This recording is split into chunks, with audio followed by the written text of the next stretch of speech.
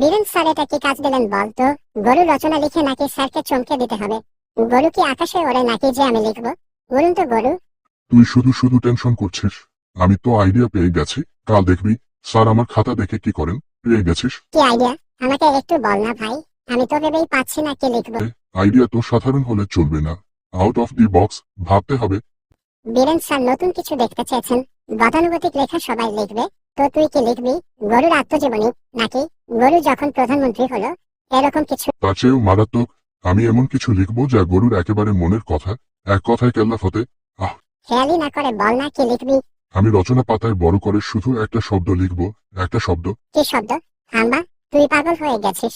হাম্বা লিখলে স্যার তোকে খাতা শুদ্ধ ক্লাস থেকে বের করে দেবেন। তাই তো ক্রিয়েটিভিটি। স্যার বলেছেন চমকে দিতে। ভাব, গোটা ক্লাসের মধ্যে একমাত্র আমার খাতাতেই লেখা থাকবে গরুর নিজস্ব ভাষা। স্যার চমকাবেন না তো কি করবেন? আর কিন্তু মনে হচ্ছে চমকের বদলে তুই কালকে স্যারের হাতে বেদম মার খাবি।